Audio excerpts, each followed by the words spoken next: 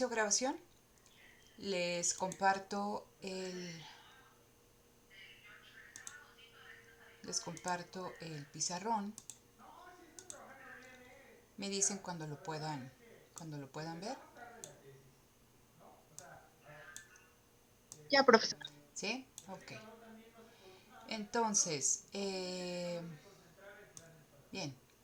En una de las preguntas, me voy a situar aquí, en una de las preguntas del cuestionario 3, se mencionaba ahí que ustedes definieran el contrato. Ayer estuvimos abordando la importancia de los contratos para enfrentar la incertidumbre.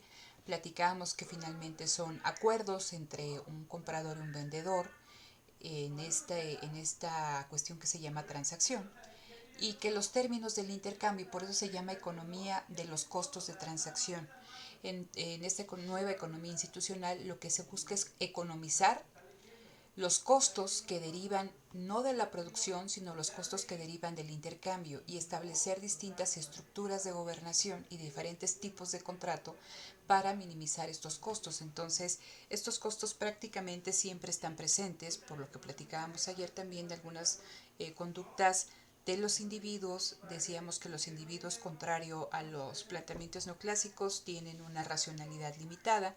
Platicábamos también que los individuos, no todos, sino algunos de ellos, pueden tener comportamientos oportunistas, pero que es muy difícil saber quién es oportunista, quién no. Es costoso discernir y por ende, ¿no?, se asume que todos los individuos son oportunistas, ¿no? Entonces, estas cuestiones, depende de cómo se combinen, pueden generar costos de transacción, y en el contrato, y como está aquí, se establecen los términos del intercambio en términos del precio del bien que se esté transando, del servicio que se esté transando, de qué tan específico sea el activo. Y hablábamos también ayer de estas famosas salvaguardas, todas estas cláusulas, ¿no?, adicionales a los derechos y obligaciones, y si tú incumples, ¿no?, principalmente las obligaciones. Entonces, este contrato trata de ser lo más completo posible, dadas las condiciones que se conocen, pero también las condiciones que no se conocen. Y entonces, por esta cuestión platicábamos que ningún contrato es completo, sino que los contratos son incompletos. Entonces, siempre está presente la incertidumbre, ¿no?, respecto a qué tan bueno fue la redacción, la negociación, la vigilancia, y posteriormente llevar ante tribunales, ante instituciones, para que el contrato se cumpla.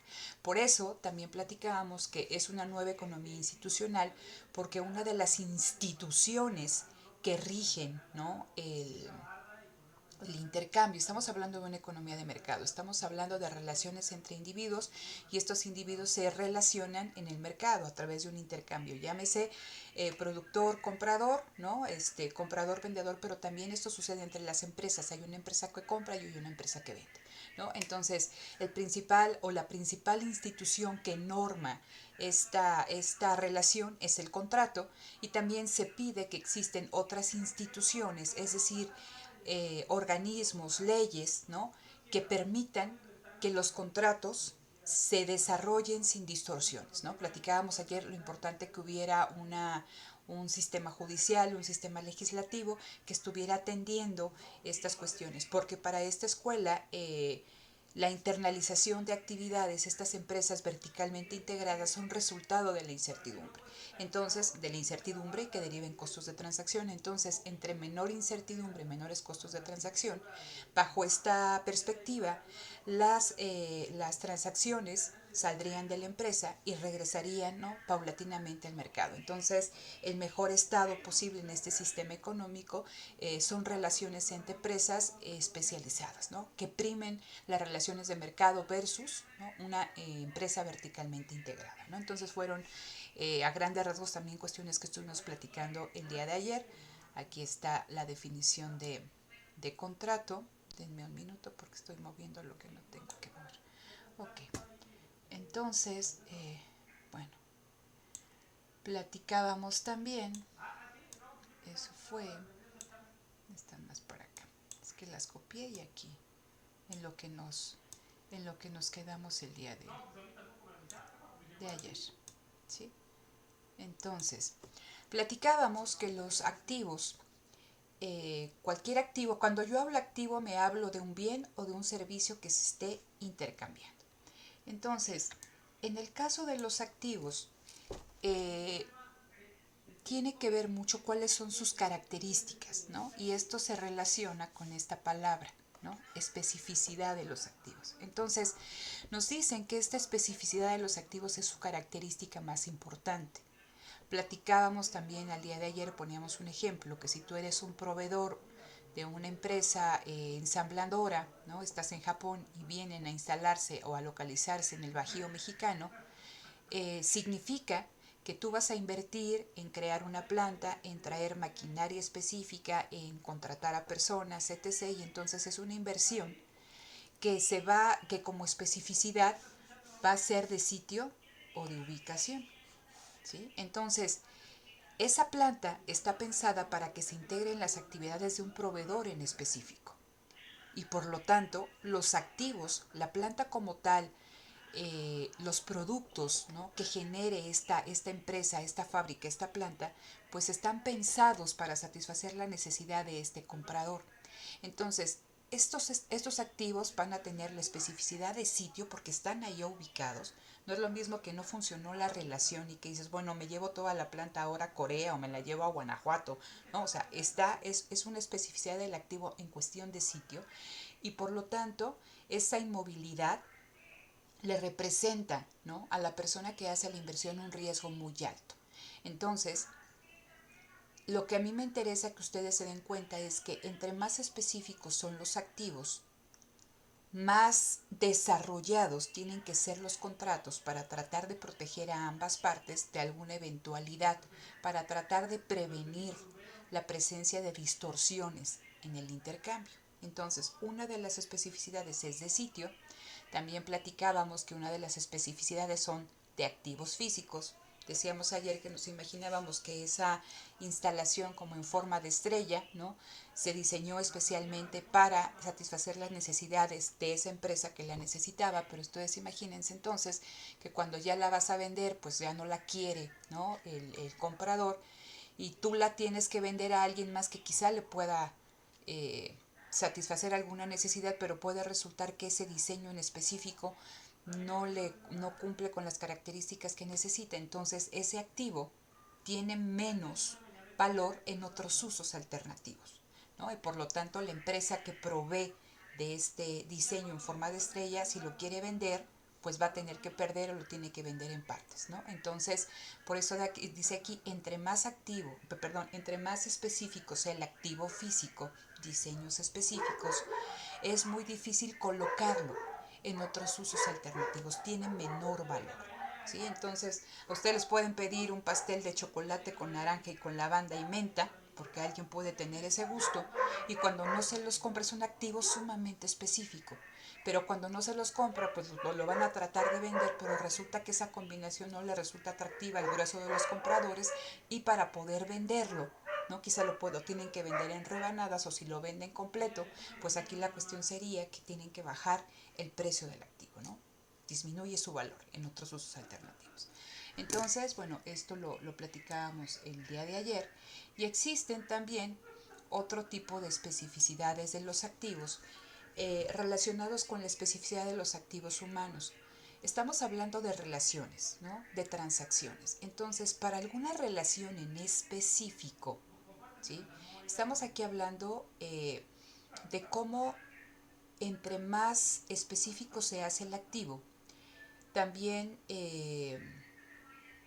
entre más específico se hace el activo, también se hace más pequeño el número de productores con los cuales podemos nosotros contratar ese servicio. Entonces decíamos, no es lo mismo que nosotros compremos una hamburguesa, que compremos un clavo, que compremos un tornillo, que sabemos que lo podemos encontrar en cualquier lado, que tengamos que comprar un laboratorio con ciertas características, que nos tengan que diseñar ese laboratorio. Platicábamos con las vacunas el día de ayer. Entonces, si ustedes cuentan, pues no son más de 20 empresas enormes, ¿no?, las que están al frente, distintos equipos de investigación al frente para desarrollar una vacuna. ¿Por qué? Porque entre más específico es un activo, en este caso entre más específico es la vacuna, el número, ¿no?, de empresas que lo pueden producir se reduce. El número de empresas que tienen la sustancia activa para desarrollar esa vacuna se reduce.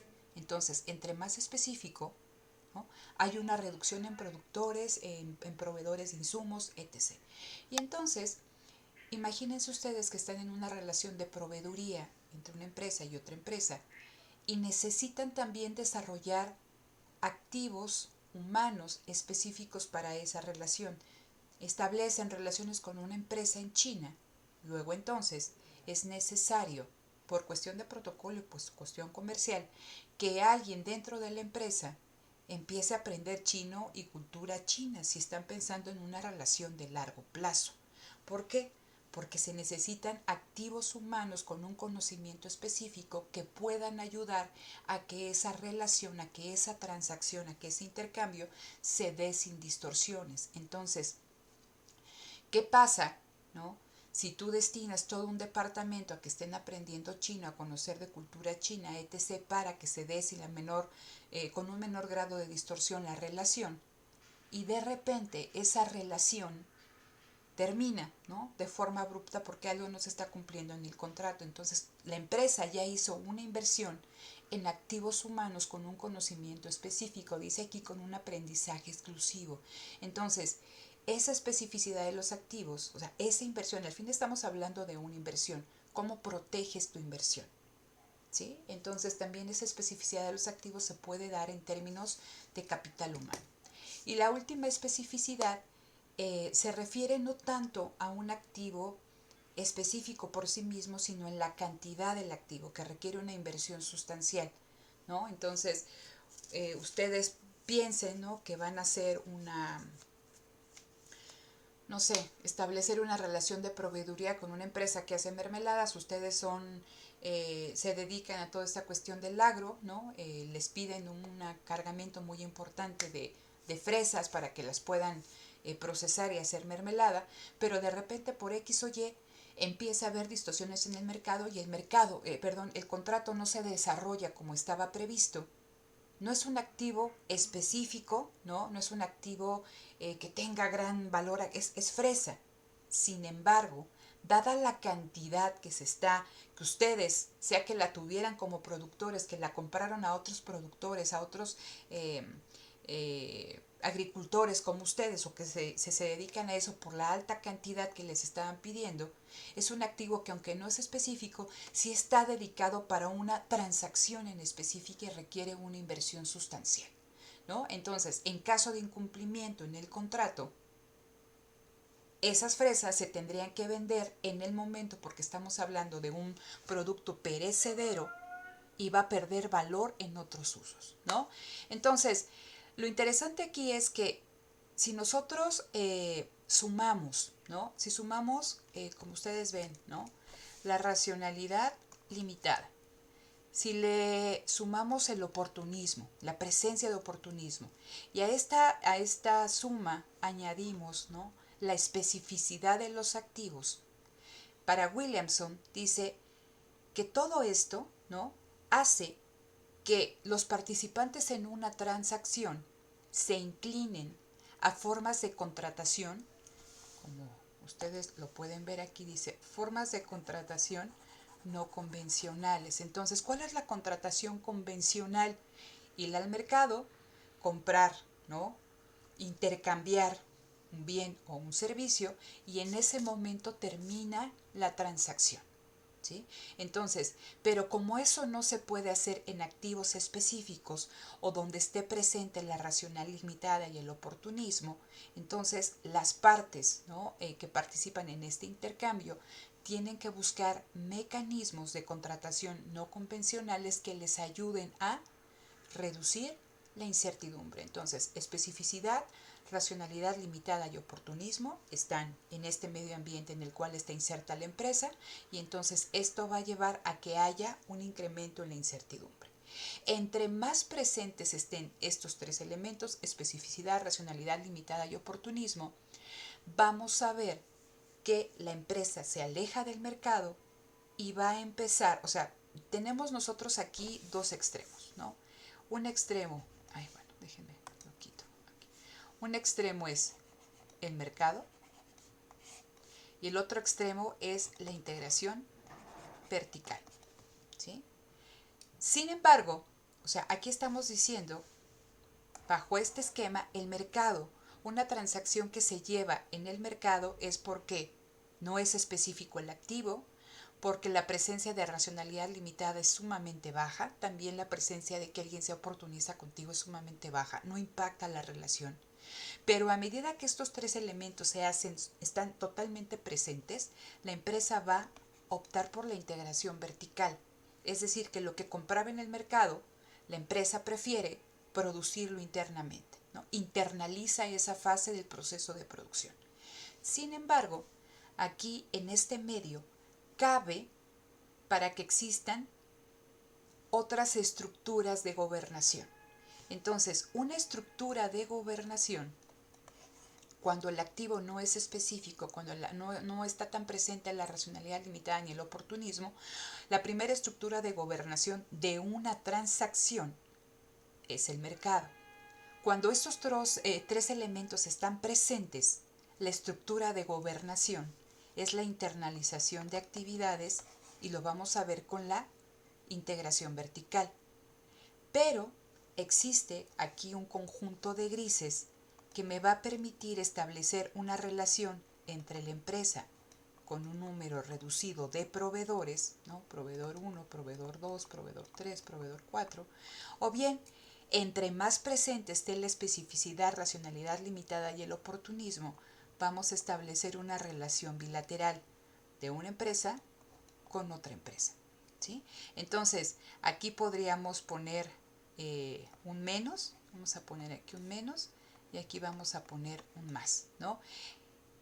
Entre menos, ¿no?, esté presente la especificidad, la racionalidad limitada y el oportunismo, nos movemos hacia el mercado. La estructura de gobernación de las transacciones es el mercado. Entre más presentes, ¿no?, estén la especificidad, racionalidad limitada y oportunismo, la empresa va a transitar del mercado a una relación entre una empresa principal con un conjunto de proveedores, de una empresa con otra empresa, y el máximo grado, ¿no?, de gobernabilidad por la presencia de estos tres elementos es la integración vertical. ¿Queda claro, chicos? ¿Hasta este momento tienen alguna duda? Profesora, entonces aquí en esto de las estructuras de gobernación podríamos decir que, por decir, estamos en la industria automotriz Ajá, y ahí necesita material, por decir, cierto tipo de pintura para sus autos. ajá. Podría ser eso podríamos encontrarlo en el mercado, ¿no? Ok. Podríamos encontrar diferentes proveedores, pero se daría en el mercado.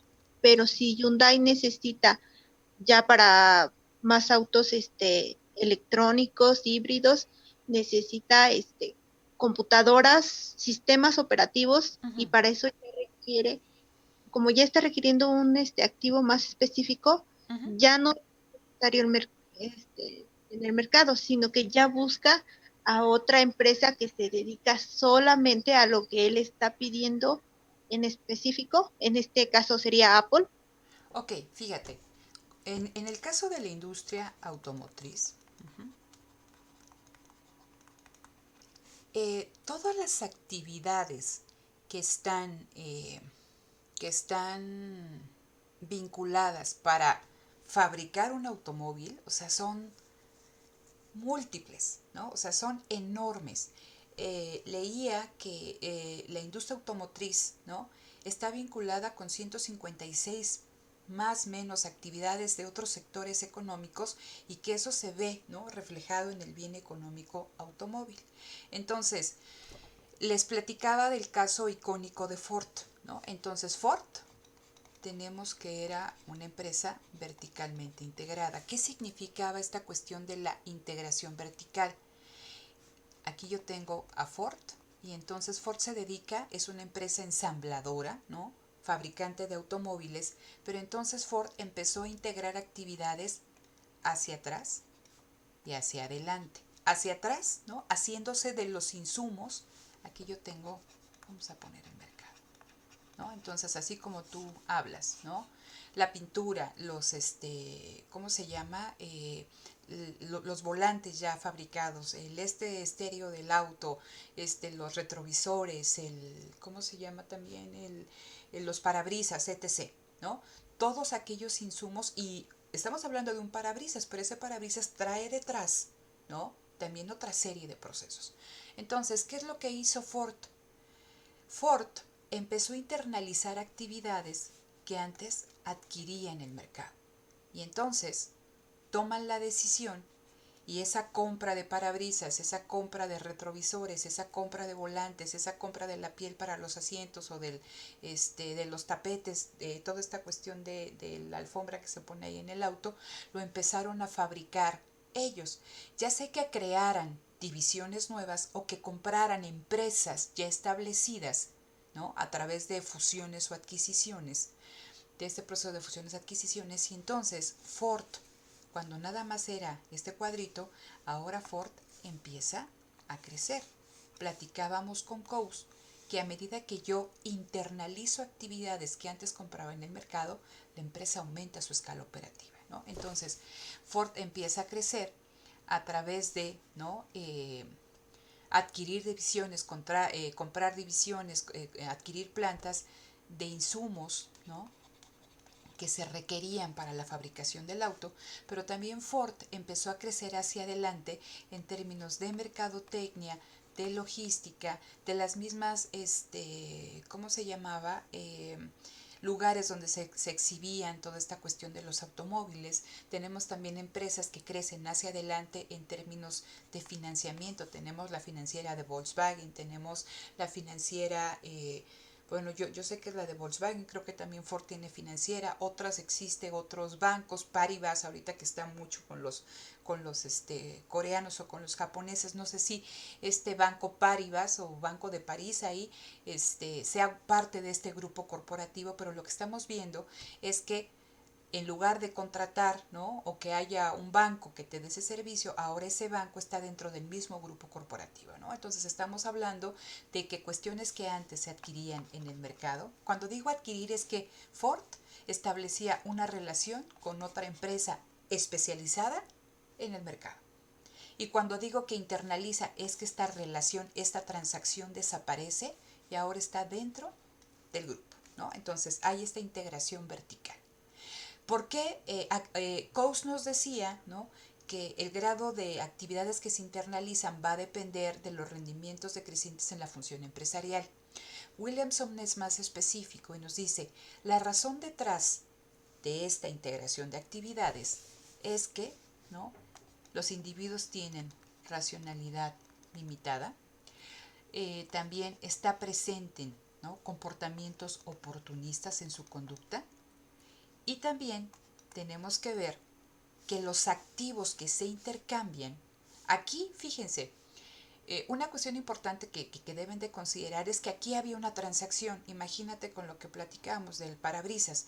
Yo le compraba a una empresa especializada en la fabricación de parabrisas ese parabrisas, pero Ford la internaliza y eso no significa que desaparece la transacción, porque va a haber aquí toda una planta, ¿no? Esta planta que le va a proveer de parabrisas a la planta ensambladora y por eso les decía, los mercados se hacen internos.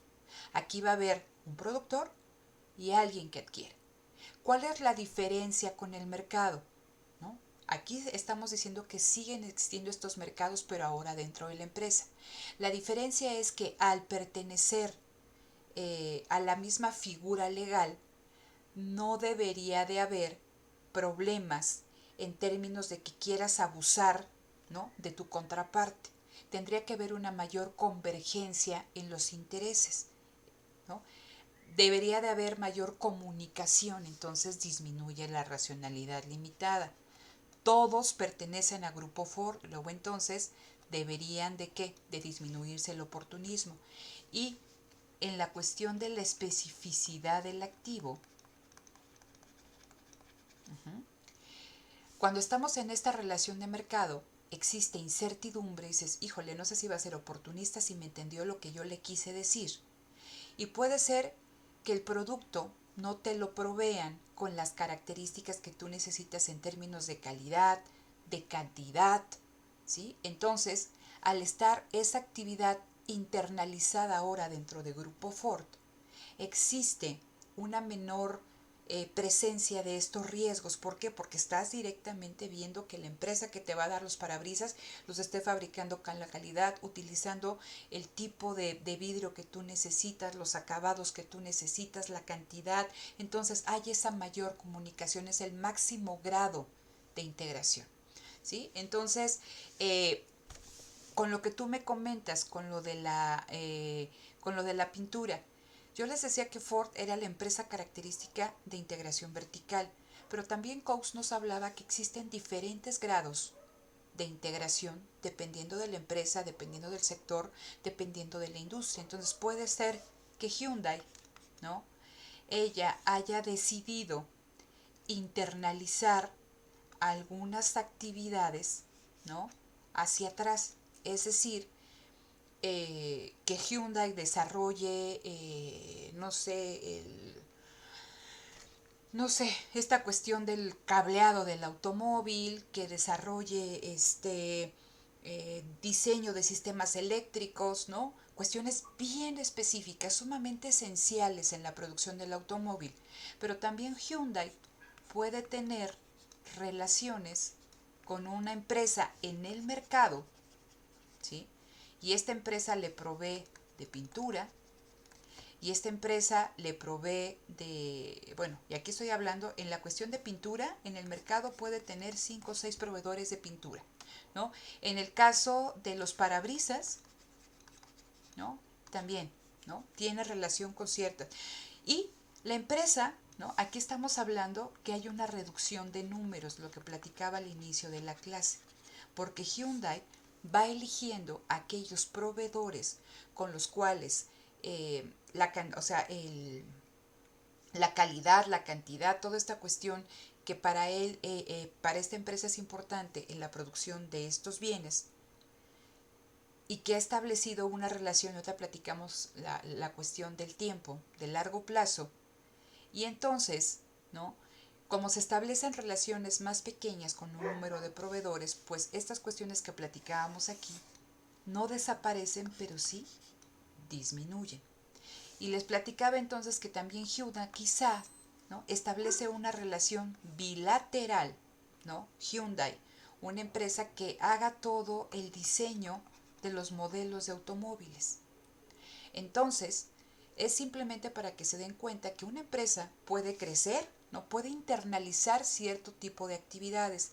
¿Qué actividades va a internalizar? Las que son esenciales, donde, no debe de, donde debes de tratar de reducir al máximo la presencia de oportunismo, la presencia de la racionalidad limitada, y porque son activos sumamente específicos. Aquí me falta todavía otra cuestión que considerar, ¿no? La empresa puede tener al mismo tiempo relaciones de proveeduría en términos de pintura, ¿no? Y la empresa entonces es Hyundai, como con 5 o 6 proveedores mundiales de pintura. Hyundai, y en cada lugar donde se establece relaciones de mercado con una empresa que se dedique en específico a la fabricación de parabrisas, y en cada país tiene relaciones con 2, 3, 4, 5 empresas. Y también Hyundai puede establecer relaciones vis a vis, bilaterales, entre una empresa, ¿no? que se dedique al diseño del automóvil, ¿no? Y aquí se van a establecer, ¿no? una relación de igual a igual. Si ustedes se dan cuenta, en todas estas relaciones, esta y esta, la jerarquía entre las empresas es la misma. Es una empresa versus otra. Es un comprador versus, ¿no? un vendedor. Al interior de la empresa, o sea, llámese aquí, y aquí cierto grado de integración que platicábamos que tenía Hyundai, hay una jerarquía. Las relaciones no son iguales, porque decimos que dentro de la empresa existe alguien que se llama, ¿no? el administrador, que es el que coordina, ¿no? toda, toda la producción, que coordina cómo se asignan los diferentes factores productivos. Y esta persona tiene a su vez todo un cuerpo directivo que le ayuda, ¿no? a estar gobernando esa transacción. Entonces, a pesar de que dentro de la empresa permanecen, hay mercados, hay transacciones, aquí hay una relación de jerarquía. En el mercado y con estas estructuras de gobernación bilaterales o de pocos números, estamos hablando de que son relaciones de igual a igual. Entonces, con esta cuestión, Norma, lo que yo quiero que ustedes entiendan es que tenemos, aquí como les ponía, ¿no? Yo tengo aquí al mercado y lo máximo es la integración vertical. Y teníamos aquí el oportunismo, teníamos la racionalidad limitada, teníamos la especificidad del activo y aquí va a haber otra cosa, es la frecuencia de la transacción. ¿Qué tan frecuente es que yo establezco una relación de intercambio entre una empresa y otra? Porque si es una relación que únicamente voy a comprar una hamburguesa y no la vuelvo a comprar en 2, 3 meses, 4 meses, pues no tiene chiste que yo compre aquí en mi casa todo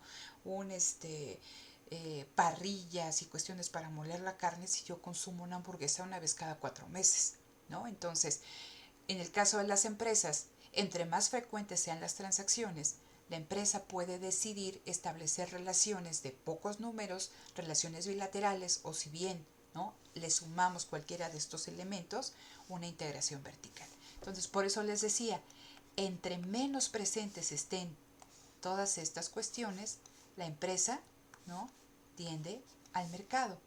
Entre más presentes estén, la empresa, ¿no?, tiende hacia la integración vertical.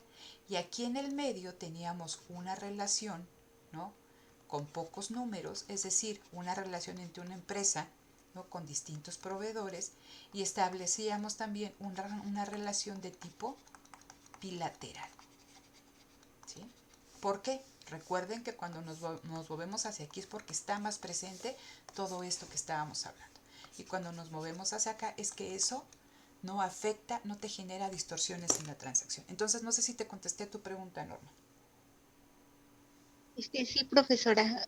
De hecho, ¿Sí? hasta me comentó otra que pensaba también preguntarle acerca de lo de que cuando se da la integración vertical, entonces, entre mayor sea la integración vertical, menos va a ser el riesgo, tanto el riesgo moral como la selección adversa, ¿verdad? Ah, Entre las... que Los, eso les pedí, ¿no? Que investigaran algo de selección adversa de riesgo moral. Entonces, fíjate, Norma, en esta cuestión, y dice Williamson, ¿por qué se integran las empresas verticalmente si lo que hace que un sistema económico sea eficiente son relaciones vía el mercado? Entonces, ¿no? Ellos dicen, es que, ¿qué crees? Que no hay racionalidad perfecta, sino existe racionalidad limitada. Los individuos quieren ser racionales, pero su capacidad cognitiva no les permite, ¿no?, tener una racionalidad perfecta. Entonces, eso puede ser que a pesar de que esté disponible la información, el individuo no sepa cómo procesarla y como consecuencia tomen decisiones malas. ¿Y qué significa una decisión mala en esta teoría? Que hagas asignaciones ineficientes, ¿no? Entonces dicen, eso puede generar, ¿no?, problemas de comunicación y distorsiones en la transacción, que se van a ver reflejadas en precios, ¿no? Aquí acuérdense que todo es precio, ¿no? En precios que no reflejan las verdaderas condiciones del mercado.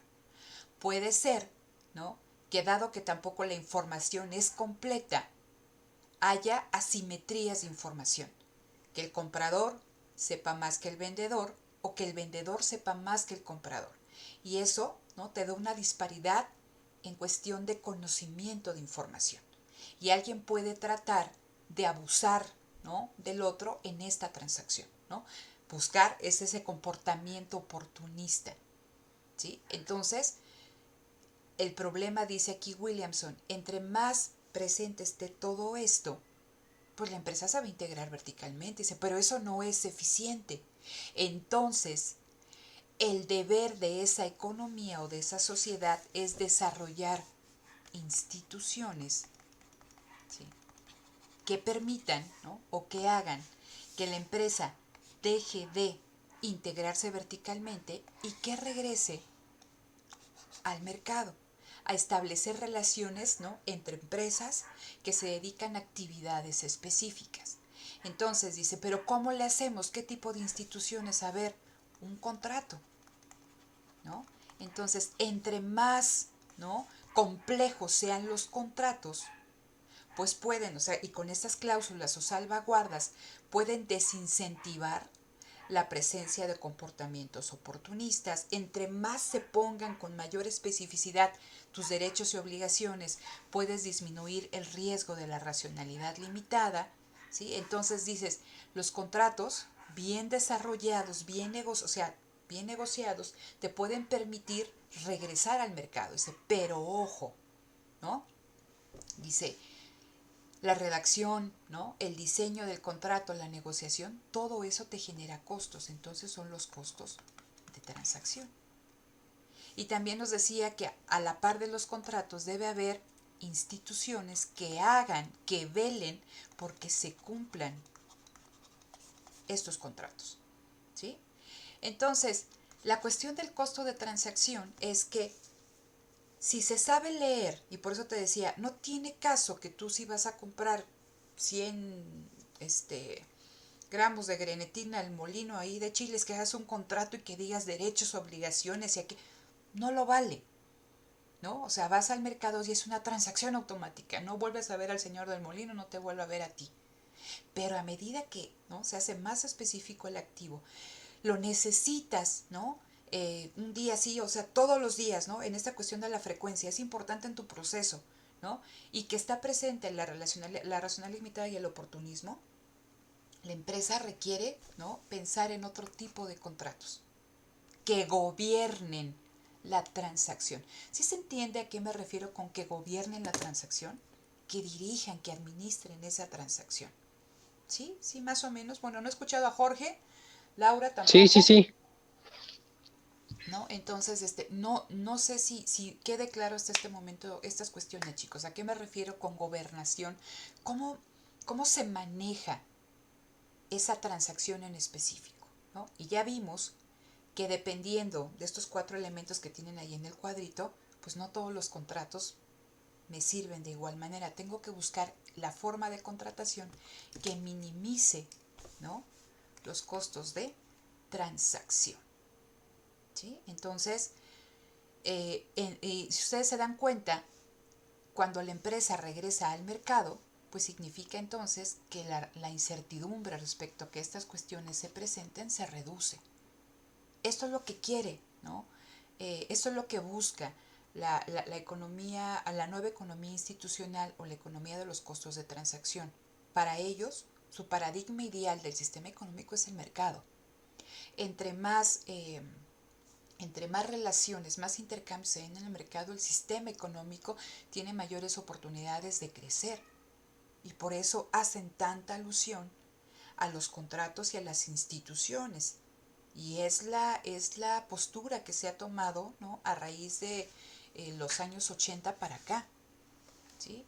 Les platicaba el día de ayer que a mí me preocupaba ver cómo ha cambiado el concepto de política industrial.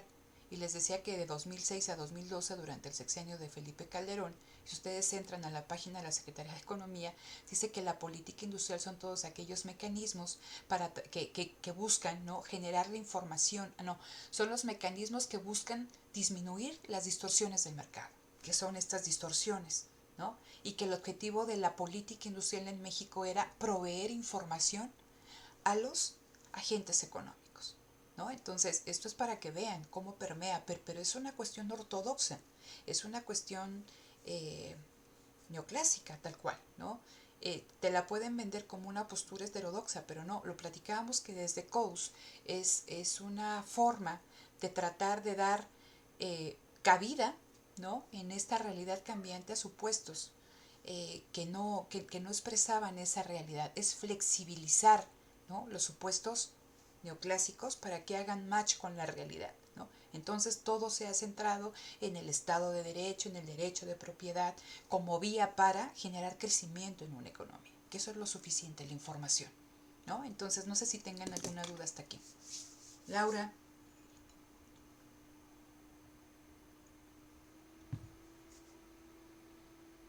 ¿No? No, profesora, ya no tengo duda. Bueno, entonces, a ver, aquí nada más rápidamente. Bueno, aquí ya había yo hecho alusión a esta cuestión que les presento, ¿no? Que nos hablaba de la frecuencia. También a medida, es lo mismo, nada más recapitulo, a medida que estas transacciones se dan de forma más continua, ¿no? Para la empresa, entonces es más factible no adquirirlas en el mercado, sino establecer o relaciones de pocos números, relaciones bilaterales o el grado máximo de integración, internalizarlas dentro de la empresa. Cuando digo empresa estoy hablando de un grupo corporativo, o sea, fíjense, un grupo corporativo enorme, ¿no? Entonces, aunque dicen aquí una cuestión importante, dice que cuando hay transacciones grandes, ¿no? Y recurrentes, es importante que la empresa internalice esa actividad porque, dado el valor de la transacción, se recupera el costo de estructuras de gobernación especializadas. Ojo, y esto es bien importante que entiendan esto de estructuras de gobernación. Entonces, mi primera estructura de gobernación, cómo se gobierna, cómo se gestiona una transacción, un intercambio, ¿no? Es el mercado. Es mi primera estructura de gobernación. Y de aquí, ¿no? Decíamos que son relaciones de pocos números. Una empresa con un número limitado de proveedores, tenemos relaciones bilaterales y tenemos integración vertical, ¿sí? Entonces, integrar, internalizar una actividad significa, y les decía, no se eliminan los mercados. Ahora esos mercados van a estar dentro de la empresa. Y entonces, dentro de la empresa, tiene que existir toda una estructura administrativa, toda una estructura operativa que ahora fabrique, produzca, ¿no? Lleve ese proceso que antes se adquiría en el mercado. Y eso genera costos, ¿sí? Por eso les decía que esto no es más que una proyección, una progresión de los supuestos marginalistas. Beneficio marginal versus costo marginal. ¿Por qué? Y aquí está la cuestión. Si estos costos, ¿no? De realizar esa actividad en específico dentro de la empresa son menores, ¿no? Que los costos de transacción ¿no? que se generarían en el mercado, ¿sí? Si esto es menor que los costos, ¿no? Que se generan dentro de la empresa, la actividad la hace la empresa, ¿sí? Pero si estos costos exceden, ¿no? A los beneficios, pues la empresa puede, ¿no? Optar por una relación bilateral, una relación de pocos números o bien, ¿no? Establecer esa relación de intercambio en el mercado. Entonces, cuando me dicen aquí, si yo internalizo una actividad, ya sea porque sea una transacción, o sea, que el valor de la transacción, ¿no? El valor que yo planeo ganar, ¿no? De esa transacción es enorme, o bien porque yo requiero ese activo continuamente, o porque es muy específico, la empresa tiene este abanico, ¿no? Pocos números, relación bilateral, pero si decide internalizarla, es porque va a recuperar el costo de establecer dentro de la empresa una estructura de gobernación específica para esa actividad. Entonces tiene que haber lo que les comentaba, toda una estructura administrativa, operativa, de planeación, porque los mercados no se eliminan. Ahora los mercados van a estar dentro de la empresa y se tiene que gobernar esa actividad. Entonces, ¿sí se entiende el término de gobernación? Jorge, Laura, Norma. Sí, ¿Sí? Laura, Norma. ¿Sí se entiende a Profesora, qué me refiero sí, a gobernar? ¿Sí? O sea, muy entonces, bueno. por eso son contratos más estructura de gobernación. Ahorita lo platicamos, pero lo que me entiendo es cómo se lleva esa actividad, cómo, cómo se gobierna, ¿no? esa actividad. ¿Sí? Entonces, entre más bajos sean los costos por contratar trabajadores, por adquirir insumos, por procesarlos internamente, porque haya todo un cuerpo gerencial que esté pendiente de cómo se desarrolla las actividades en la planta, porque, o sea, eso genera costos. Pero mientras esos costos de establecer estructuras de gobernación especializadas dentro de la empresa sean menores a los costos en los que se incurriría de llevar esta actividad en el mercado o con pocos números o una relación bilateral, ¿sí?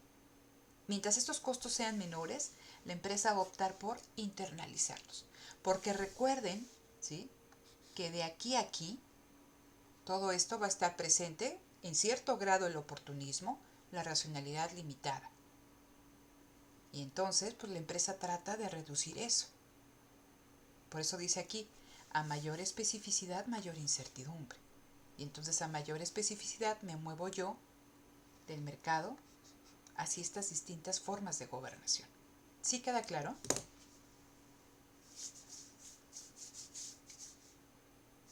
¿Sí o más o menos? Entonces las estructuras de gobernación van a ser principalmente estas, ¿no? La del mercado, la integración vertical, la relación bilateral y la relación de pocos números. Sí, pero a mí lo que me interesa es que entiendan que es gobernar una relación de intercambio. ¿Cómo cómo se lleva a cabo? ¿Sí? A eso habla de la estructura de gobernación. Y entonces vamos a tener aquí un binomio. Hay un contrato, o sea, dependiendo de la especificidad del activo, dependiendo de la frecuencia, dependiendo del oportunismo, ¿no? Y dependiendo de, ¿qué otra me falta? La racionalidad limitada, ¿no? Dependiendo de qué tan presentes estén o no, van a existir diferentes tipos de contratos que se van, o sea, y esos contratos o acuérdense que lo que está detrás de un contrato es una transacción, ¿no? Entonces, va a ser un contrato, y aquí lo pongo, a ver, déjenme, ¿por dónde ando? ¿No? Contrato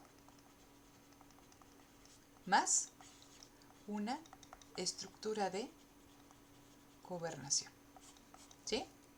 Entonces, detrás de un contrato hay una relación entre un comprador y un vendedor, y aquí hay algo que se llama transacción, ¿sí?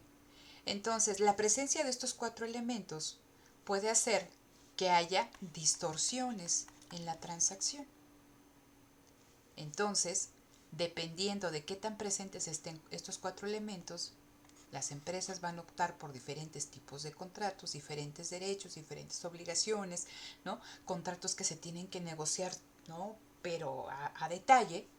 Y entonces esa transacción, esa relación, se va a gobernar, se va a llevar a cabo de distinta manera, ¿sí? Entonces es lo que a mí me interesa que ustedes entiendan. Ahora, ayer me preguntaba Norma respecto a la diferencia entre qué voy a entender por transformación fundamental y transformación intertemporal. La transformación fundamental va a hacer énfasis en esta palabra, ¿no?, en la palabra dependencia, ¿sí? Entonces, cuando nosotros contratamos, cuando nosotros intercambiamos, cuando la empresa, cuando digo nosotros, hablo de la empresa, cuando la empresa adquiere bienes y servicios en el mercado, la empresa establece relaciones multilaterales, ¿ok? Con muchísimas empresas, lo que platicamos. Yo me compro una hamburguesa, puedo ir a cualquiera de los establecimientos más, pues como que específicos, bueno, yo cada vez que veo ya menos McDonald's o Burger King o Carl's Jr., todo lo demás, pero también va a haber puestecitos en las esquinas que venden hamburguesas, y si ustedes van a cualquier restaurante tienen hamburguesa, ¿sí? Entonces, hay una multilateralidad. Yo puedo adquirir ese bien llamado hamburguesa con múltiples proveedores, el activo no es específico, no lo consumo con frecuencia, pues la racionalidad limitada que me entienda que yo le diga quiero una hamburguesa con pan, catsup y mostaza es muy limitada, o sea, es mínimo que se equivoque, ¿no? Porque pues yo lo quiero así. Entonces, pues no creo que haya oportunismo porque hay un precio, yo compro y ya sé que ahí mismo me la da, entonces eso prácticamente es nada. No me interesa establecer una relación con un puesto en específico. Donde sea yo puedo adquirir una hamburguesa. Pero entre más, ¿no? A mayor presencia, lo que les decía, de la especificidad, de la racionalidad limitada, del oportunismo, de la frecuencia, vamos a pasar de estas relaciones multilaterales a relaciones, ¿no? Más constreñidas, por eso digo, de números pequeños, y que está aquí, ¿no? Pasamos de números grandes a números pequeños, o bien, ¿no? Pasamos a una relación bilateral de empresa a empresa. Entonces, la cuestión con la transformación fundamental, y cuando hablan de transformar es de evolución, lo que nos dan este autor es la idea para que nosotros veamos cómo evolucionan, ¿no? Las relaciones que se establecen detrás de una transacción. A mí no me interesa, ¿no? En una relación multilateral la identidad de mi contraparte, ¿no? ¿A quién le compro? Pues me da lo mismo que se llame Chucho, Pedro, Juan, Pepito, ¿no? Eso no me importa. Pero a medida, ¿no? Que el activo se hace más específico, que yo lo necesito con mayor frecuencia y todas estas cuestiones que hemos platicado, las empresas, ¿no? Y con esta cuestión de que pasamos de números grandes a números pequeños, la identidad de las empresas importa, ¿no? Entonces dice, las empresas toman identidades distintivas a lo largo del tiempo. Puede ser que tú comprabas, ¿no? Imagínense ustedes, ¿no? Compraban alguna hamburguesa, ¿no? Entonces les daba lo mismo, pero entonces ustedes ya deciden que es bien importante que pues las compren nada más en el puesto A, puesto B, puesto C y en el restaurante D. Y puede ser que ustedes detectaron que el restaurante D es el que mejor hace las hamburguesas y establecen ya una relación de que eres tu marchante, o sea, tú eres el marchante, no sé cómo está, no eres el cliente. La identidad importa. Entonces, a lo largo del tiempo, ¿sí? A lo largo del tiempo, la identidad que toman las empresas es importante. Y dada estas cuatro cuestiones que las tienen que aprender como de catecismo, se establecen relaciones de confianza, se establecen relaciones de aprendizaje, se establecen relaciones de aprendizaje mutuo, trabajo mutuo. Entonces, las empresas con números pequeños o con una oferta bilateral van a establecer relaciones no solamente de intercambio de mercancías, sino intercambio de conocimiento, de tecnología, ¿no? De cooperación, ¿sí? Entonces, eh, les platicaba también, no me acuerdo si el día de ayer, pero les había platicado que cuando yo trabajaba en esta empresa proveedora de una cartonera a nivel internacional, cuando digo cartonera es que fabricaban cajas de cartón corrugado, y éramos pocos proveedores, era decir, estábamos nosotros bajo este esquema de gobernación de números pequeños. Ellos necesitaban que todos sus proveedores desarrollaran un sistema de gestión de la calidad basado en la norma ISO 9000, que era lo que yo llevaba porque era la responsable de calidad en esta empresa. Entonces, antes de que yo llegara, ¿no? Las personas que estaban involucradas directamente en producción iban a Guanajuato, donde estaba una de estas plantas, iban a Guanajuato para que, ¿no? Los ingenieros los capacitaran para desarrollar internamente, ¿no? Estas actividades en la empresa, ¿sí? Eso no hubiera sido posible en una relación de números grandes, porque tú compras y no te importa si el otro se capacita o no se capacita en lo que tú necesitas. Entonces, esa capacitación lo que buscaba era eliminar cuestiones que distorsionaran la transacción. Me explico. Para ellos era muy importante que la empresa con la que yo, en la que yo trabajaba en ese entonces, avanzar en términos de estandarización, en términos de que si un producto estaba mal terminado se detuviera a tiempo, que hubiera cuestiones de revisión en términos de calidad, que hubiera zonas bien delimitadas dentro de la empresa de producto conforme, producto no conforme, producto en reparación, que hubiera instructivos de trabajo, procesos administrativos, etc. Porque a su vez a la empresa grandotota, esta cartanera internacional, se lo requerían, ¿no? Sus compradores. Entonces, era esta colaboración, porque de otra manera, si nosotros no avanzábamos en estas cuestiones que aseguraban la calidad de lo que nosotros estábamos haciendo, le podríamos generar problemas a la empresa en cuanto a la fabricación de las cajas, en cuanto a la calidad de las mismas, a que el suaje, ¿no? Este molde que cortaba las cajas se rompiera en algún momento y les paraba la producción. Entonces, me interesa aquí es que ustedes vean, a medida, ¿no?, que estas relaciones, ¿no?, se van concentrando, ya no le compro yo a X, no, yo le compro a la empresa Patito de Hule S.A., ¿no? Y le compro también a la empresa Chuchita tal. Y se establecen estas relaciones de cooperación para fortalecer la relación, ¿sí? Y esto se hace cada vez más patente cuando pasamos de números pequeños a la relación de Hyundai o de la empresa que ustedes quieran con otra empresa. Y son relaciones que se tratan de mantener a lo largo del tiempo. Y estas relaciones, por eso les decía, genera cooperación, genera confianza, ¿no?, que se vaya estableciendo relaciones de confianza de una empresa en la otra. Y, ¿no?, aquí se hace alusión en esta diapositiva a que a medida que incrementa la confianza y a que a medida que incrementa la colaboración, tú sabes, ¿no?, vas conociendo lo que la otra empresa necesita de ti como empresa. Y en caso, ¿no?, de que tú haya el diseño de algún activo bien específico, pues las partes pueden colaborar a invertir, ¿no?, en la compra conjunta de alguna maquinaria, invertir en la compra conjunta de algún software, a invertir conjuntamente en la capacitación de activos humanos, porque eso fortalece la relación, ¿no? Entonces, la transformación fundamental habla que a medida que están más presentes estos 4 elementos, se van estableciendo relaciones de dependencia.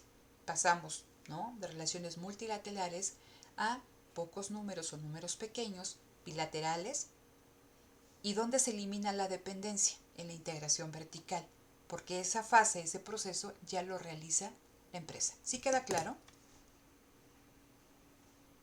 Sí, profesora, Sí. ya quedó más. Ok, Gracias. ok. Y la otra cuestión de la transformación intertemporal, ¿ok? Entonces, transformación fundamental, dependencia. Transformación intertemporal me habla, ¿no?, y aquí lo pongo en esta cuestión de la transformación intertemporal, me dice que lo que se le va a exigir a la empresa es adaptarse. ¿Adaptarse a qué? ¿No? Entonces ustedes ahí vayan haciendo su escenario. La empresa está en un medio ambiente, bueno, ellos no le llaman medio ambiente, lo vamos a ver más adelante con los evolucionistas. Están en un entorno económico cambiante, dinámico. Y están cambiando ¿qué? Las condiciones económicas, los requerimientos ambientales, los requerimientos tecnológicos, los requerimientos humanos. Entonces, la obligación que tiene la organización llamada empresa es adaptarse a todos estos cambios, ¿no? Entonces la empresa debe de tener la flexibilidad para transformarse. Va muy de acuerdo con todas estas cuestiones que yo les comento. A una empresa verticalmente integrada se dice que, bueno, hay un libro que ojalá luego lo revisemos, ¿no?, que se llama Pensar al revés de Benjamin Coriat, un autor francés, y habla que estas empresas verticalmente integradas se van viendo teóricamente como empresas rígidas, poco flexibles a los cambios que se dan en el mercado o a los cambios ambientales, tecnológicos, humanos, a los cambios en gustos y preferencias, etc., ¿no? Entonces, que lo que tiene que hacer la empresa Si quieres ser eficiente, porque es lo que está detrás de todo esto, empresas eficientes, un sistema económico eficiente. Entonces, lo que tiene que hacer la empresa es dotarse de flexibilidad, y esa flexibilidad pues tú la encuentras no mediante la integración vertical, sino regresando al mercado, ¿no? Entonces, la empresa tiene que buscar adaptarse. Es más fácil, ¿no?, que no haga ella una inversión en algún activo en específico, sino que lo haga alguien más y que se ve esta relación a lo largo del tiempo. Entonces, aquí lo que me gustaría que ustedes tomaran en consideración es que una transacción se gobierna por el contrato. ¿Sale? Yo tengo aquí el contrato, ¿no? Es mi figura primera, ¿no? La figura principal. Entonces, el contrato, ¿no? En el contrato se tiene que observar, ¿no?, esta capacidad adaptativa de la empresa. Y es secuencial. Esto es muy importante que lo entiendan, ¿sí? Entonces, yo tengo aquí a la empresa. Y de repente la empresa enfrenta cambios. Enfrenta un cambio ambiental o un cambio en la regulación tecnológica. ¿Qué tiene que hacer la empresa? Adaptarse, ¿no?, para enfrentar este cambio. Y los contratos deben de permitir, ¿no?, y por eso decimos que es tan importante el establecimiento de relaciones de largo plazo, el establecimiento de relaciones de números pequeños o de relaciones bilaterales, porque la flexibilidad del contrato aumenta, porque hay esta confianza, ¿no? Porque se va creando esas relaciones de confianza, de cooperación. Entonces, el contrato también debe dar cabida a, ¿no?, enfrentar, ¿no?, estos cambios que se están dando en el mercado. ¿Y por qué se dice que es secuencial? Porque, ¿no?, aquí ya hubo, ¿no?, cierta modificación y luego aparece otra cuestión, ¿no? Estamos en un medio dinámico y entonces la empresa se tiene que ir adaptando de manera secuencial, progresiva, paulatina a los cambios que va enfrentando. No puedes hacer algo si algo no se ha presentado. ¿Sí me explico?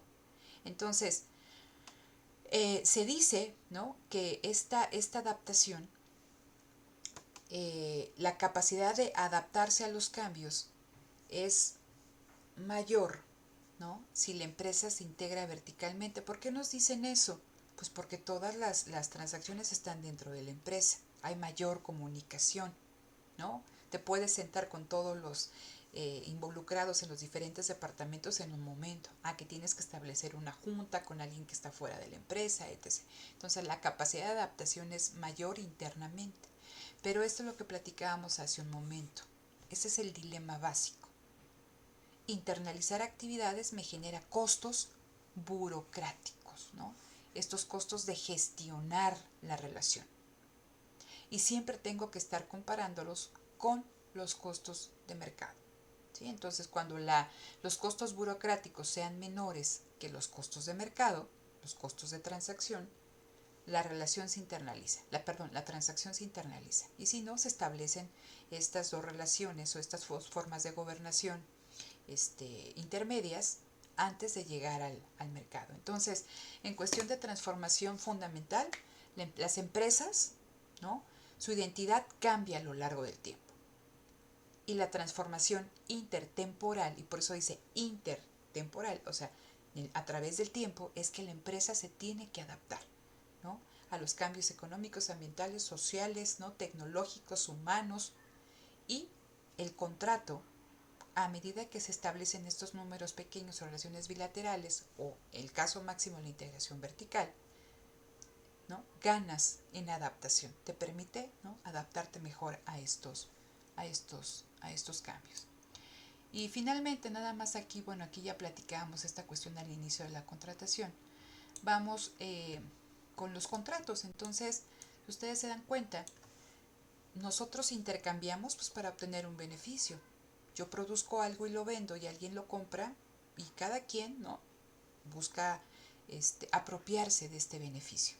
Entonces, cuando decimos que alguien en la presencia de asimetrías de información trata de abusar del contrario, es que trata de apropiarse de los beneficios de la contraparte. Entonces, un contrato también lo que busca es, ¿no?, establecer mecanismos para proteger los beneficios tanto del comprador como del vendedor, ¿sí?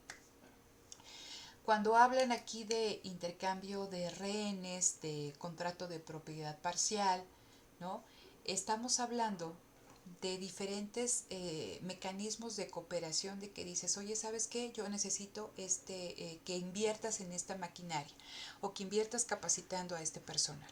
Ah, ¿qué te parece? En el caso de la maquinaria, yo pongo la mitad, tú pones la mitad. Y entonces somos propietarios parcialmente de esa maquinaria, estamos incurriendo en cooperación, ¿no?, en términos de inversión. Ah, ok, sabes que yo necesito que inviertas en esa maquinaria, pero me comprometo que toda la producción en los próximos 4 años, ¿no?, yo te la voy a comprar. Entonces, aquí se establece esta cuestión de compra recíproca. Tú compras, ¿no?, inviertes en ese activo, en ese capital humano, en esa tecnología, en esa patente, pero, ¿no?, yo me comprometo recíprocamente a comprarte cierta cantidad de tu producto durante tanto tiempo, ¿no? Entonces dice, hay un intercambio de rehenes. Cuando estamos hablando de rehenes es que ambos se hacen rehenes, ¿no? Está luego nuevamente esta cuestión de dependencia, ¿no? Vamos conjuntamente. Dice, y eso promueve alianzas o cooperación. Cuando estamos hablando de integración, que es esta cuestión que tenemos aquí, integración vertical, lo que les decía, fusiono, ¿no?, integro dentro de mi grupo corporativo algo que yo compraba en el mercado, pues se eliminan los intereses contrarios. Entonces, estos contratos, estos diferentes tipos de contratos, lo que buscan es alinear intereses, ¿no? Que los intereses sean lo más parecidos posible. Por eso dice aquí, el contrato disminuye la incertidumbre y los firmantes tienen incentivos para respetar las instituciones. Los firmantes tienen incentivos para respetar el contrato. ¿Sí se entiende esta cuestión, chicos? Sí, profesor. ¿Sí? Entonces, ya nada más, y esto rápidamente, aquí nada para que lo tomen en cuenta, lo que me preguntaba Norma el día de ayer, creo que sí era Norma, ¿no? Esta cuestión de las formas de contratación y de gobernación. Vean, la contratación clásica. ¿Qué es la contratación clásica? Gran número de compradores, gran número de vendedores.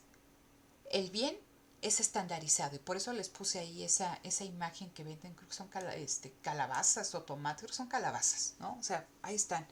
Y así como ese puesto lo pueden encontrar allá en la esquina o todo lo demás. Entonces, son transacciones de un producto estándar, no importa la frecuencia, o sea, si voy muchas veces siempre voy a encontrar jitomates, eso no hace que yo tenga mi huerto de jitomates en mi casa, es irrelevante la identidad de las partes, ¿sí? Es un acuerdo delimitado, me da 1 kilo de jitomates, pagas, me voy, adiós, ¿sí? Entonces, a eso se le denomina contratación clásica cuando existen estas condiciones. ¿Y cómo se va a gobernar ese tipo de transacción? Pues a través del mercado, ¿sí?, de contado. Dice, son transacciones simples, estándar, donde los precios es la única información relevante. Entonces, ¿sí?, de un lado, acuérdense en esta como línea del tiempo que dibujamos, donde tenía yo el mercado, ahí está contratación clásica y gobernación de mercado. Es lo más simple. Es una cuestión automática. El contrato es automático. No me importa a quién le compro, no le importa a quién le venden. Es irrelevante la identidad de las partes que están interviniendo en la transacción. ¿Sí se entiende esta cuestión, chicos? Lo único que necesitan compradores y vendedores es conocer precio. ¿Sí?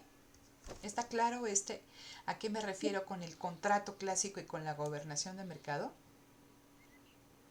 Sí, ya quedó más Sí. claro. ¿Sí?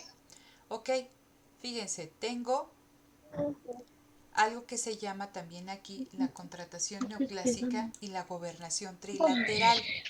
Vean, ¿qué significa? ¿Nos estamos acercando más al mercado o nos estamos acercando más hacia la derecha con la integración vertical? ¿Quién me dice? Más hacia la integración vertical. Estamos caminando, ¿por qué? Porque puede estar presente racionalidad, oportunismo, especificidad, frecuencia. Entonces me dicen, a ver, vamos a intercambiar un activo bajo la cual, ¿no?, el contrato neoclásico y la gobernación de mercado quizá no es la figura más adecuada. Entonces, ¿qué vamos haciendo? Nos están moviendo a los números pequeños, ¿sí? Dice, ¿la identidad de las partes importa? Sí, pero son dos entidades jurídicamente independientes. Es una empresa A, una empresa B, que no comparten la propiedad, son independientes jurídicamente, legalmente, y también pueden tener intereses distintos. Y puede estar presente esta cuestión, les decía, la racionalidad limitada y el oportunismo, ¿sí? Dice aquí, son transacciones de tipo ocasional. Puede ser que yo necesite una máquina, un diseño, una investigación de mercado específica,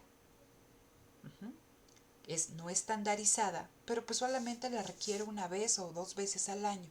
Por eso dice, es una transacción no estandarizada y es ocasional. Y dada esta cuestión de que son dos entidades jurídicamente independientes y que tienen intereses propios, existe incertidumbre.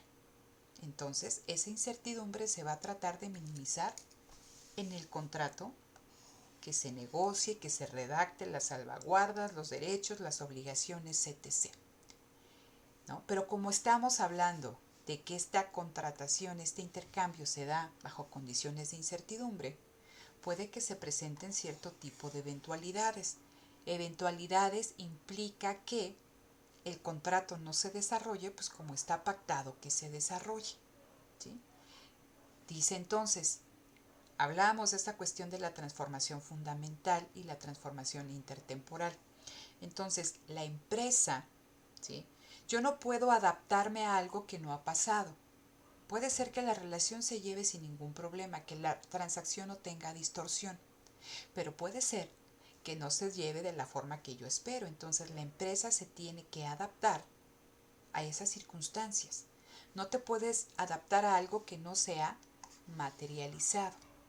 Entonces, como es un activo específico, porque aquí me dicen, es una transacción no estandarizada, pues las empresas o la empresa que contrata va a estar sumamente interesada en observar que se cumpla, ¿no?, el contrato. Y en caso de que no se cumpla, no te llevas a la otra empresa ante los juzgados, sino que se busca negociar y buscas una institución adicional. Y hablamos, por ejemplo, Conducef, Profeco, y ¿no?, la existencia de ese tipo de instituciones que más que el litigio preserve la negociación. Entonces, si hay una buena negociación, va a continuar la relación y van a hacerse adaptaciones a partir del contrato original. ¿Sí me explico? Entonces, Profesora, dime. por decir, para este tipo de contratación neoclásica y gobernación trilateral, un ejemplo podría ser la construcción del tren México-Toluca, que ya sufrió contratiempos, ¿no? Porque pues ya se quedó por un buen tiempo parada y hubo renegociación con las constructoras. Uh-huh. Cuando hay una renegociación, ¿qué renegocias, Norma?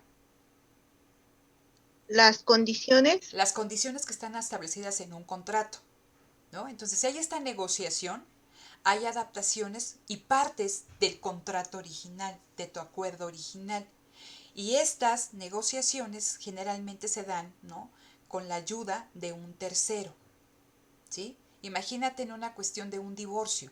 Tienes a las dos personas contratantes de esa figura que se llama matrimonio, y hay un tercer elemento que es un ente ahí que te ayuda, ¿no?, a que esta negociación, ¿no?, ya van a disolver el matrimonio, y entonces para que se divorcien y para que lleven a mejor término las condiciones, pues va a haber alguien que te ayude ahí a negociar en términos de la propiedad de los activos, de los hijos, de todo lo demás, y todo esas modificaciones parten de la adaptación del contrato original.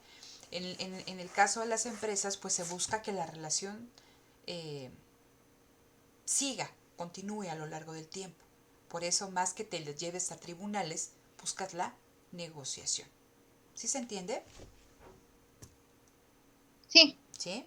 Ok, entonces, bueno, es que muevo la pantalla que no tengo que mover. A ver, entonces ya nada más aquí para ir cerrando.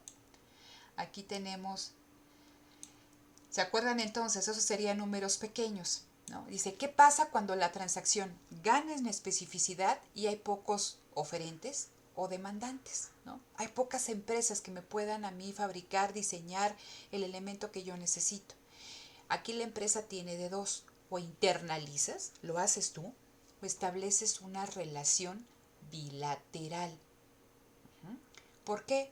Porque la transacción, acuérdense que la transacción, el contrato, trae atrás un bien o un servicio. Entonces, la producción, la elaboración, la proveeduría de ese bien o de servicio es complejo y lo necesito durante bastante tiempo, ¿no? Frecuencia. Entonces, dice, las transacciones son recurrentes, ¿no? Y entonces, es tan importante, imagínense ustedes el diseño eléctrico de un auto. Si yo establezco, yo como Hyundai, no lo hago yo, sino lo hace un proveedor externo, pues yo voy a buscar que esta relación se lleve, ¿no? Evolucione a lo largo del tiempo, que a medida que van cambiando los requerimientos tecnológicos, ¿no? Podamos ir adaptando la relación, se vaya pudiendo adaptar el contrato y que vaya evolucionando la relación. ¿Sí? Entonces podemos invertir conjuntamente, podemos coordinarnos, podemos cooperarnos. Y eso es cuando se establece una relación bilateral. Pero es que yo continúo con las dos pantallas. Pero puede ser, ¿no?, que la empresa decida internalizarlo. Y entonces ahora esa relación, esa fase, lo que les platicaba hace un momento, ¿no?, se lleva dentro de la empresa, no desaparece la transacción se tiene que gobernar, pero hay una gobernación jerárquica. Dentro de la empresa, y es lo que les decía, existe una gobernación jerárquica. Fuera de la empresa, con relación bilateral de números pequeños y de mercado, no hay jerarquía. Estamos hablando en una situación de igualdad, ¿no? Entonces, dentro de esta gobernación jerárquica, el comprador y el vendedor, ¿no?, son parte de la misma empresa, no hay una propiedad legal diferente, todas son parte de la misma. Dice, es superior al mercado porque protege mejor inversiones específicas. Dice, tiene mayor capacidad de adaptación. Dice, y su inconveniente son los costos burocráticos, ¿no?, que genera tener a toda esta pléyade de administradores, operativos, trabajadores, y también que se pueden presentar deseconomías a escala burocráticas. ¿Qué son las deseconomías a escala burocráticas? En palabras de Coase serían los rendimientos decrecientes en la función empresarial, que a medida que crece la empresa, esta empresa puede caer en el error de no asignar, ¿no?, los recursos eficientemente y se presentan deseconomías a escala. Economías a escala es cuando la empresa, ¿no?, baja costos, baja precios, ¿no?, aprovecha todo ese aumento en la capacidad instalada. Lo contrario serían las deseconomías a escala y en este caso derivan, ¿no?, de toda esta estructura burocrática que se establece dentro de la empresa. Entonces esa es la cuestión de los diferentes tipos de gobernación. Y ya al final, si ustedes vuelven a revisar el documento, se habla, ¿no?, se hace en específico alusión a esta gobernación híbrida. ¿Qué serían las gobernaciones híbridas? La de números pequeños y la relación bilateral. ¿Por qué son híbridas? Porque está entre el mercado y entre la integración vertical, ¿no? Entonces, bueno, vuelvan a ver esa parte que es la final ahí del mercado, ¿no? Nos hablan de que los costos burocráticos no existen en una gobernación bilateral. ¿Por qué? Porque cada empresa es independiente y cada quien asume los costos de la transacción, ¿no? Entonces, pero que cuando tú internalizas una actividad, pues tienes que crear toda esta estructura burocrática, administrativa, operativa, y eso genera costos, ¿no? Y vienen algunas consideraciones de cuándo sería más atractivo, ¿no?, establecer un determinado tipo de gobernación de una transacción. Entonces, no sé si quede claro con esta exposición, chicos, esta parte de Williamson. Sí, profesora, ya quedó claro, gracias. Ok, entonces, a ver, denme un